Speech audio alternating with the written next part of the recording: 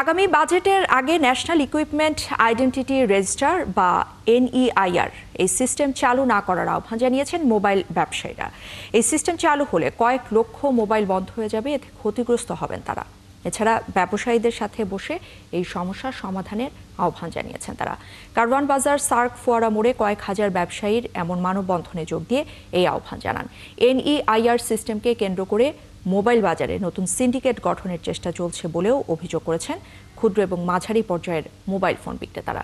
তারা জানিয়েছেন এনইআইআর এই ব্যবস্থা বাতিল নয়, এর সংশোধন করতে হবে এবং তা এমনভাবে করতে হবে যেন মোবাইল শিল্প, ভোক্তা এবং বিক্রেতাদের স্বার্থ বজায় থাকে।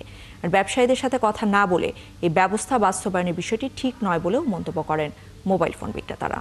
যদি এই সিস্টেম চালু হয়, শুধু 10টা 8টা 9টা লোকের কাছে ব্যবসা চলে যাবে, সাধারণ মানুষ ক্ষতিগ্রস্ত হবে। এই হটকারিতার সিদ্ধান্ত নেয়ার কারণে আমাদের মাঝে, আমাদের হাতে যে প্রোডাক্ট আছে, কয়েক হাজার কোটি টাকার প্রোডাক্ট আমাদের হাতে আছে।